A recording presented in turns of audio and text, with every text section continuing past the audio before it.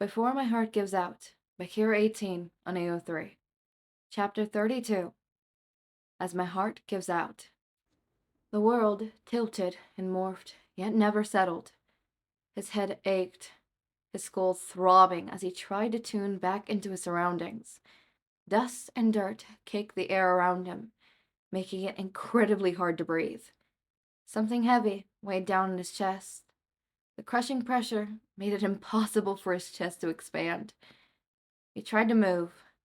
The action only brought intense, overwhelming pain, erupting in his legs from a wound he could not identify. He couldn't feel his arm, and a desperate part of him wondered if it was even still there. He hoped it was. Hoped it was only the boulder that was currently restricting his blood flow.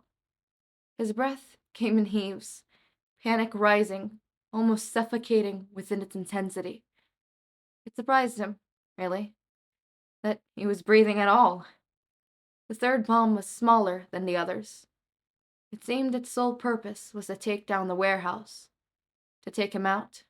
He could taste copper on his tongue. It made him want to wrench. Tears surging to his unseeing eyes. A groan escaping his lips as he tried once again to lift the boulder, caging him in. His limbs felt heavy, unresponsive. His entire body burned, pain flaring with every muscle he tried to use. He was gonna die here, wasn't he? The thought made him feel numb, disconnected from the reality bearing down on his entire being. Hear me! The soreness of his head amplified as he tried to listen. The new presence brought overwhelming relief. The voice was familiar, achingly so. You're going to be okay. We're going to get you out of here. Do you hear me? As if calling out to someone else. Uraraka, I need you to move this boulder. The weight crushing him to the ground disappeared as whatever was holding him down floated into the air. A new kind of pain erupted in its place as the blood rushed to his legs. Something pressed into his wounds. His vision turned white for a moment, overtaking the previous darkness. Shit. The hero hissed from his place above him. You need to stop moving, okay? This is gonna hurt. Aizawa? His throat felt raw, the words sandy and stinging. A distinct part of him thought it was somehow fitting that he was here. The same man who had been there, all those years ago, where it all began. His vision was blurring, dark spots forming around the world. It's okay. You're going to be all right. I just need to keep applying pressure. Shouting to someone behind him, he continued. Call an ambulance! His voice cracked, shattering his composure. What do we do? Shinsou was here too. It wasn't safe. What was he doing here? His mind felt foggy and detached. Help me get him out of here. This structure isn't going to hold for long. But his arm.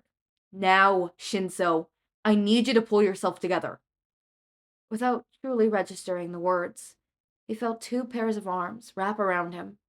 They lifted him, the momentum bringing unfiltered agony racing through his entire body, and lightning on his nerves on fire. Something wet dripping onto his forehead. His mind distinctively noted that it was starting to rain. That was good, right? It would mean the fire would disappear. He wanted it to. They walked slowly, carefully, trying their hardest not to jostle him. However, before they could make it out of the rubble and into the open street, a rumble sounded around them. The ground shook, pebbles vibrating from their resting place at their feet. A great, massive boon resounded through the air as a figure crashed into the building, statued right next to them. From the dust and smoke emerged none other than All Might. The man looked worse for wear, blood sluggishly oozing from a wound on his shoulder. Dirt and grime covered him, making him look almost deranged. Another crash was heard as a new figure joined the scene. His presence alone sent shivers running down Shinsou's spine, his body freezing, as his limbs were no longer his own to control. "This isn't good. We need to get out of here," Aizawa hissed, readjusting his grip until most of Izuku's weight was resting on Shinsou. "Take him to the others. I need to make sure they don't see you." With that, the man took off, using his capture weapon to launch himself into the direction of the fight. Izuku was heavier than he expected. Or maybe it was his own body that felt weak. It felt as though his legs would give at any moment. As they staged across the rubble, he couldn't help his gaze from straying towards the battle taking place near them. A crowd had formed in the distance, as if following the match. Like all hero fights, the danger don't deter the audience. All Might and the villain were fighting with an intensity that rivaled the greatest wars. Their punches created whirlwinds, shaking the very earth with their movements. Every hit echoed through the rivalry field like thunder. Craters formed in their wake, remnants of the fight between titans. It felt surreal to watch this. Two men with powers rivaling the gods, fighting amongst the mortals. The hair on his arms stood on end as the battle raged between the two entities. It made his veins throb with a constant state of alertness. It felt as if he was never meant to witness this immense display of power, as if the events were mountainous, yet forbidden to the earthly eyes. He couldn't let it consume him, though. Couldn't let the sight suck him in, swallow him completely. The fate of the boy leaning against him rested on his ability to keep moving. So he did. He pushed through the urge to remain there, as if stuck in time, and marched forward, each step feeling heavier than the last. Kirishima and Todoroki rushed at their aid. However, before they could get to them, another rumble reverberated through the ground beneath their feet. A distant shout of, "Look out!" desperate and horrified, sounded behind them. The voice was only drowned out by the rain and the shock wave that came right at them. The impact split the concrete, separating them from the students, almost knocking him down. He had not braced himself for it, too busy trying to remain upright. He didn't see the wave of shrapnel and rubble coming right at them. Something caught his side and pushed.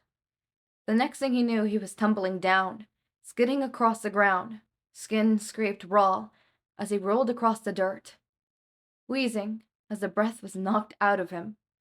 He didn't give himself a moment to rest, his body already moving to get up, to check on Izuku, make sure he was okay. The first thing his mind registered was All Might's triumphant pose. His hand was held high, fists pointing at the sky as he heaved. Aizawa, standing a couple feet next to him. The crowd roared, loud and overwhelming to his ears. Yet, even as the noise heightened and the chaos regained, he could focus on nothing else. It felt like they were the only people frozen in a bustling crowd, standing there as if in the eye of the hurricane. Suddenly, the world felt muted, as if all sound were suddenly dimmed, as though they were drifting aimlessly underwater. He watched, as though in slow motion, as blood spurted from Izuku's lips, a soundless cry spilling from his throat as his knees gave out. The crimson red seemed to draw him in until it was all he could see, as the boy's body crumbled to the ground like a rag doll whose strings had been cut. One hand, his only remaining one, his mind noted morbidly, heart-wrenched, was outstretched towards him, still in the motion of pushing him away.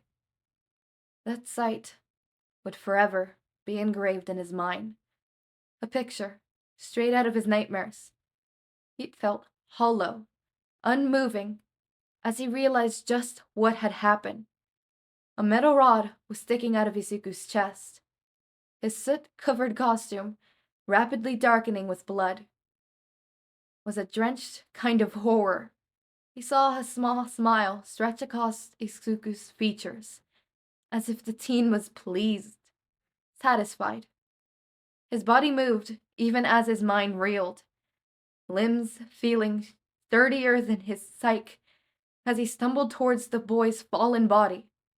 This was not happening. It couldn't be. The rain was beating down on them, a tremble current forming around them, blocking out the rest of the world. All he could hear was Izuku's faltering breath. All he could see was his pale, broken body lying on the ground before him. No, no, no, he whispered desperately. Stay with me. Where's the ambulance? He screamed at no one and everyone. Wide, hysterical eyes, looking up at his gathered classmates. Uraraka had a hand to her mouth, stifling a sob as she hurtled into Ida's side. Bakugo was shouting at someone on his phone. His rage reverberated through Shinsou himself, a perfect picture of the storm that brewed within him. He wanted to scream at them some more, tell them there was no reason to look that heartbroken. Izuku wouldn't. He would make it out of here. Why did they look so sad? With delicate, tentative movements, he cradled the boy's upper body, letting Izuku's head rest on his folded legs. Trembling fingers came up to push the teen's hair out of his eyes, tears already spilling down his cheeks. It felt wrong to touch him, as if at any second he would break, shatter, along with the boy, holding him in his arms like fragile glass. Hitoshi. Izuku's chest convulsed, trying in vain to expand, and failing miserably. Why? His voice broke. Why would you do that? And he knew, even then, that Izuku wouldn't have ever given it a second thought. It didn't stop him from feeling as though a part of his soul was crumbling into dust. I'm not sorry. Blood was pooling on the ground underneath them now. The liquid mixed with the rain. It seeped into his clothes. The cold he was feeling had nothing to do with it, however. Don't talk. You're gonna be alright. You're gonna be fine. Do you hear me?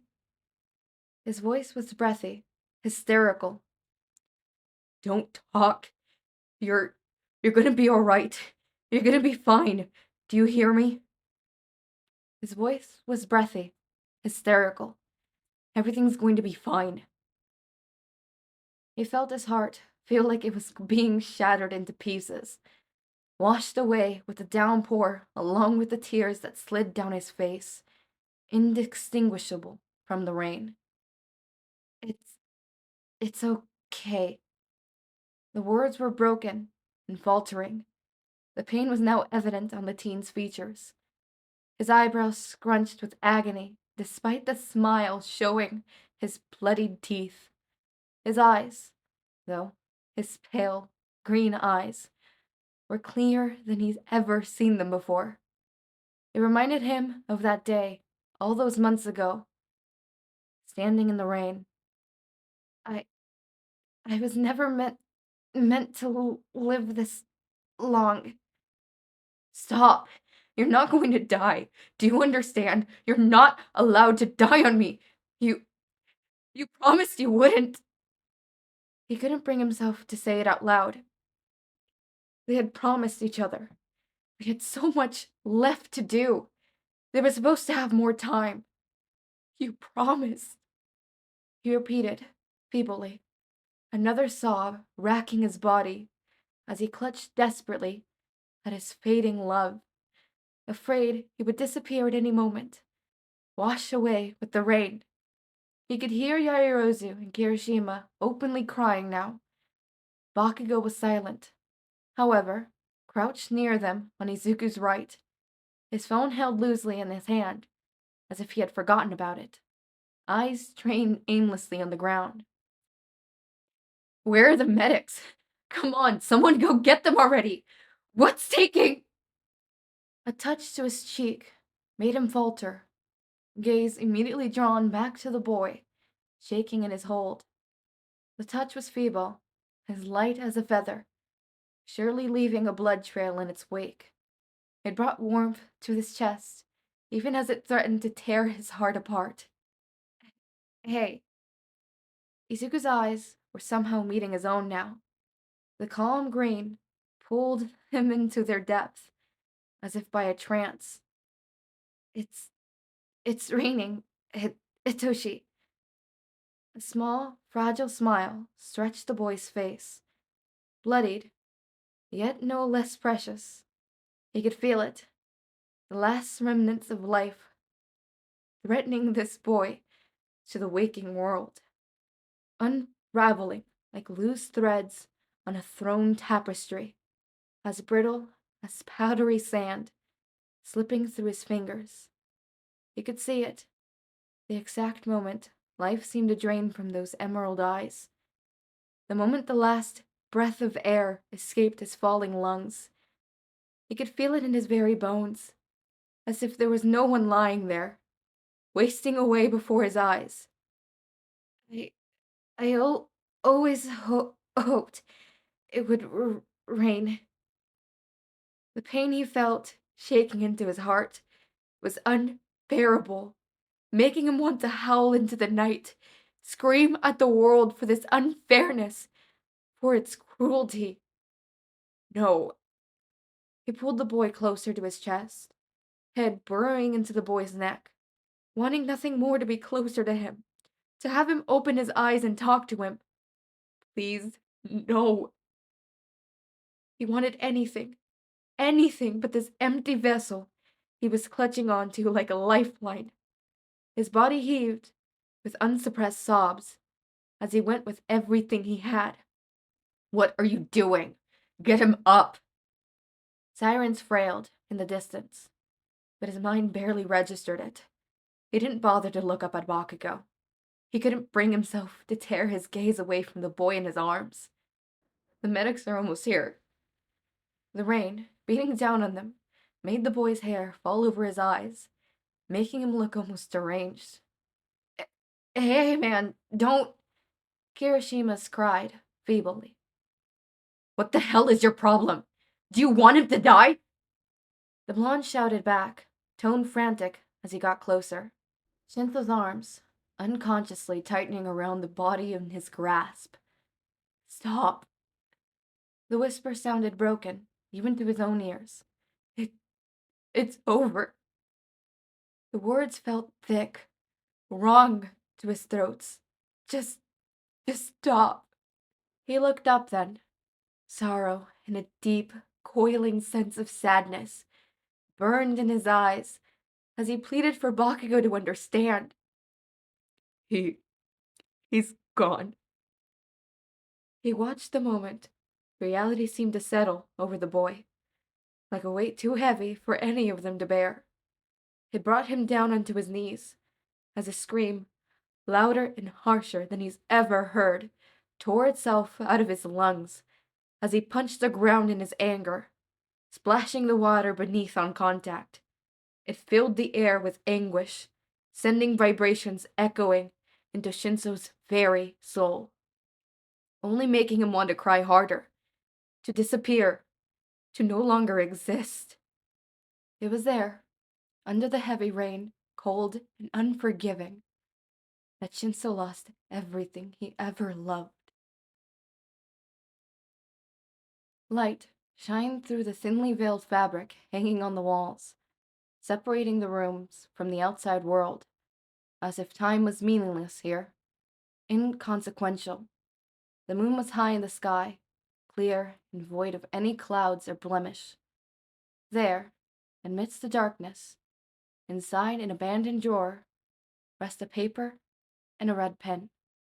The former was seized and frayed with time, stained with tears and ink on its yellow-brownish surface. 2 different scrawls upon it, a bluish, childlike scribble, clumsy and written with crayon, and another, straighter, more legible red handwriting. Despite the pathetic state of the paper, it is treated as the most precious of treasures, held only with reverence and love. There's a small checklist on it, a bucket list, trivial, silly things.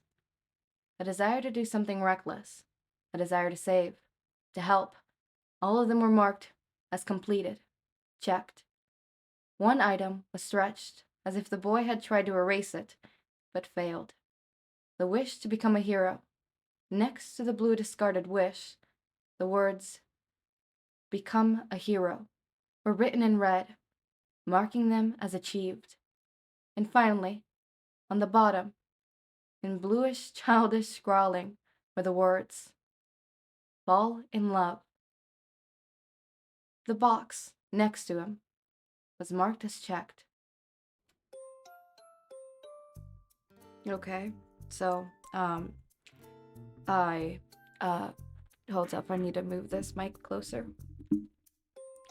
So as you could tell, my voice is wrecked. I've been sobbing uncontrollably for the past couple minutes, and it's literally, this video took me way longer than it should have to record, mainly just because I had to take breaks and cry and sob and cry and sob, and I am not crying right now, but I know that it's gonna start soon, and it's probably gonna start while I'm talking to you guys here, and I know it's happening. I could feel it coming, and it is what it is, you know? This is a very emotional story, and I want to talk about my final notes on this. So, to have to go through his death and mourn him twice.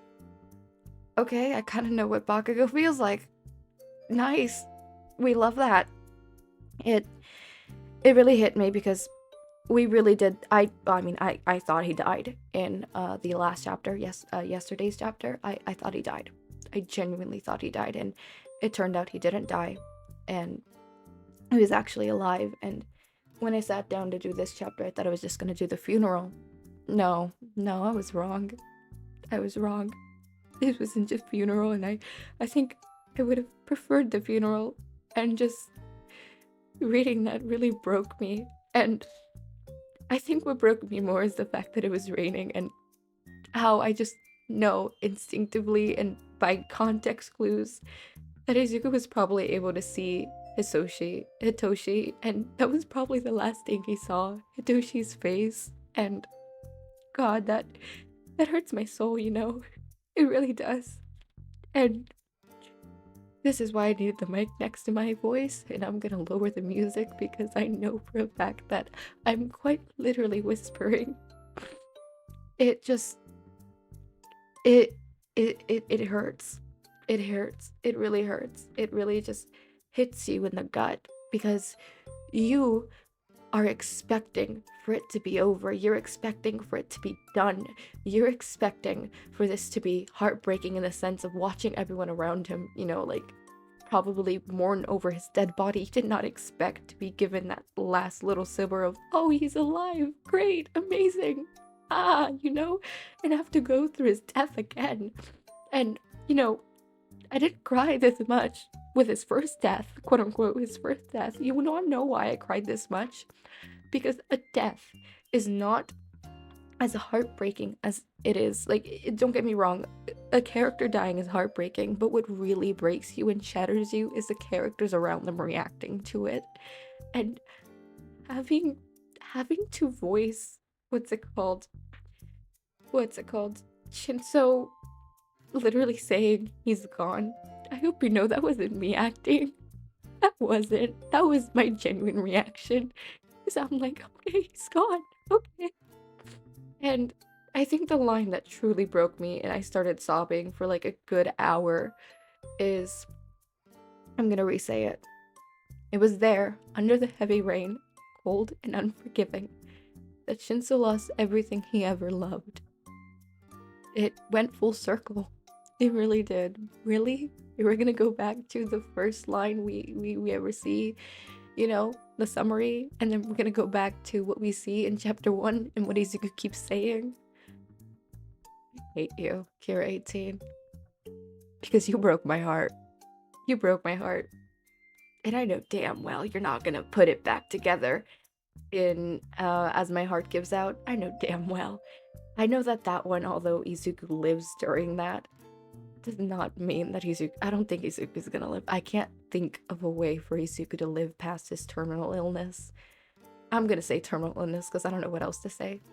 And I want to talk about the letter. Not the letter, but the letter, his little to-dos before he dies, and the fact that he did all of them, make mom proud. Which I think if Inko was still alive, she would be super proud of her son, especially considering he's been giving a medal and being considered a hero. Bungee jumping, which obviously was what he did, in the training camp. Save as many people as possible, and he saved a whole city and so much more during his many years of being a vigilante. Be a hero that was crossed out to become a hero. That he is a hero. People consider him a hero. And then the last one broke. Absolutely broke me. The fall in love.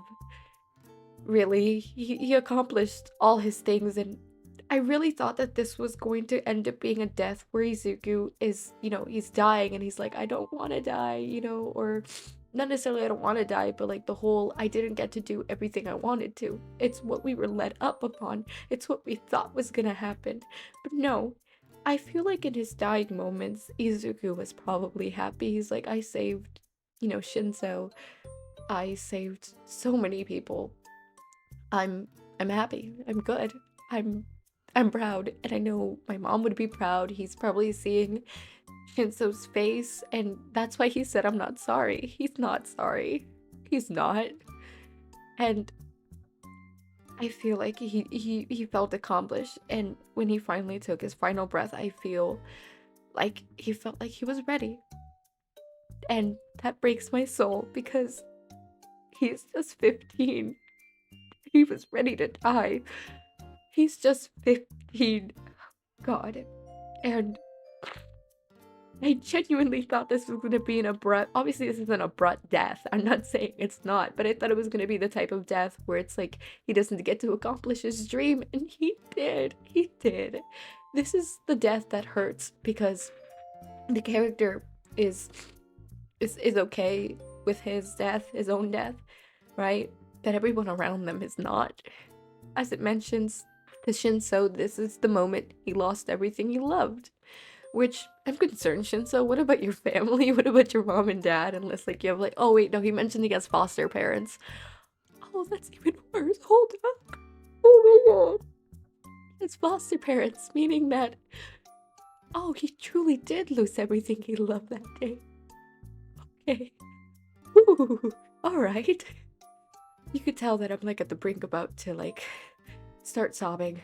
It's been on and off for, an hour of just taking a break. I drink a little bit of water and then expel it out of my body immediately. I tried not drinking water once. I just cried with no tears. It was really weird. Okay. Alright. I wonder... Hold up. I also realized that the next chapter is not an actual chapter, it's announcements. I thought it was, an actual chapter. It's literally just chapter 33, announcements, important. I'm gonna read it for you guys. Hello guys, I hope you're all doing well. So many of you have been asking for an alternative ending to this story. For those who are interested, I am now officially posting them here on AO3. It's part of a series, Memento Mori, along with Before My Heart Gives Out, and it's called As My Heart Gives Out. It'll be showing what would have happened if Izuku had survived that night after being kidnapped by the League. What if he lived? Kind of story. I hope you guys will like it. I keep it a separate story in order to preserve Before My Heart Gives Out's ending. Fair warning, an alternative ending does not necessarily mean a happy one. Winky face. Haven't decided yet. Oh, really? You haven't decided, Kira18? Really? Oh, really, Kira18? Why don't you decide to give us a happy ending? I also think that you freaking naming it Memento Mori really breaks my heart because of what's it called? Unis honest. I'm still sobbing over that. I still mourn over that. Um, so for now, it is 200, not 200, 20,000 20, yeah, 20,000, 23,704 words long. It is 10 chapters. It is, as of right now, still incomplete. It was published in, or not published, updated, in, the last time it was updated was, if I remember, that's August. 8 is August, right? August 2nd of 2022. So it is incomplete, but I'm still gonna read it because, I need the satisfaction, okay? I really do. I think we all do. And this is what I was talking about that spoiled me. This literally, As My Heart Gives Out by Kira 18. Summary, alternative ending to my book Before My Heart Gives Out. I suggest reading it before this one. Spoilers to the original. I read spoilers to the original and continued to read because I was a dumbass. Izuku survives after getting kidnapped by the League of Villains. However, is he really safe, and for how long? What would happen if he were to live? What's it called? I this is 10 minutes of just me talking, and I hope you guys appreciate this too, because I know damn well that I'm sitting here and I have no one to talk about it with. Actually, no. I sent Vale a message. Hold up. Let me see if he's replied to the one I lately sent him. I literally just out of nowhere sent him, "You ever read a good fanfic and sob?" I'm like sobbing. Vale. Well, I've only ever read one, so no, but I know what you mean. I'm like, this author made us think he died to the bomb. The next chapter turns out he lived, and then he died saving his boyfriend. For his last words to be, "I always hoped it would rain." Like, really? Really? He sent a gift of, like, the Texas Chainsaw thingy, the anime. No. Man Chainsaw? Chainsaw Man? I don't know what it is. I'm like, "I'd like to get taken out on a date before I get fucked." And Vale, okay, that's a new one of saying how you're feeling. uh, it is. I'm feeling. Also, Kira 18, every time I think of rain now, I'm gonna think of this moment. Thank you very much, so very much, for ruining rain for me. I'm joking, but genuinely this going into my bookmarks, and this is gonna be one of these stories that I think about. Like, it's gonna be one of my Roman Empire stories where I think about it for a while, because I'm telling you this, Kira 18, in all my heart. If this was, an actual book, like, let's say hypothetically in a world where this was the My Hero Academia main and it was a book, right? Even if it was a series, let's say it was a series, but I think it would really, really prosper as a book. I think your writing style really is amazing and wonderful, and you could get places. But if it was written as like a book and it was, published, and I feel like this is going to be one that many people read and love, and it's going to be one of those bestsellers, New York Times bestsellers, winning awards. And even if it was made into a show, I feel like it would be one of those shows where people constantly talk about it, with a big fandom. And I bet you right now there would be so many fan fictions of people having Izuku not die and having loopholes to make him live. But yeah, it's really good. I really did like this fanfic, and I thank you for allowing me to podfic this. And I think your writing style is super interesting, and I really like it. It really conveys emotion, and the impact of his death wouldn't have been so harsh on me as it would have, and on any of us, if it wasn't for your writing style. For I could tell that you understand writing, and that you put your heart and soul into this. I could feel it in the essence. And even if you didn't, god damn, I don't even want to imagine if like, if this is something that you just wrote and didn't put your heart and soul into it. I can't even imagine what, something that you put your heart and soul into it would be like. But this feels like, your heart and soul is poured into this, and it feels like you put a lot of care into this fanfic, and for that I thank you. And I thank you for also letting me do your other one, even if it's not completed, which is fine. But as always, my raindrops, make sure to eat, sleep, drink water, take your meds, have a wonderful day or night, take care of yourselves, read a fluffy fanfic after this, and just, cope, because as much as this is a fictional death, psychologically speaking, minds have a really hard time, as brilliant and amazing as our minds are, they have a hard time differentiating the difference between fictional death and real death. The emotion you are currently feeling is what you would feel if you were mourning an actual person. Your brain is sending the same chemicals it would as if someone in your life really died. This feeling of emptiness and mourning and sobbing and anger, yeah, you're going through through mourning, right? And that's valid. You can get attached to fictional characters because your mind really has a hard time differentiating fiction from reality. I mean, in an unconscious level, right? Consciously, you know this is fake. You know this is just a story. This is just a fanfic. But on a, a more mental level, your brain is sending out the same chemicals. So make sure to take care of yourself. Grieve the way you need to. If you need to cry, cry. If you need to go read some fluffy fics, go read some fluffy fics. I know that's what I'm gonna do. I'm gonna read a nice fluffy shindeku fic, and I'm gonna have the time of my life. And if it's not shindeku, then some other ship, but I'm gonna read a nice fluffy ship.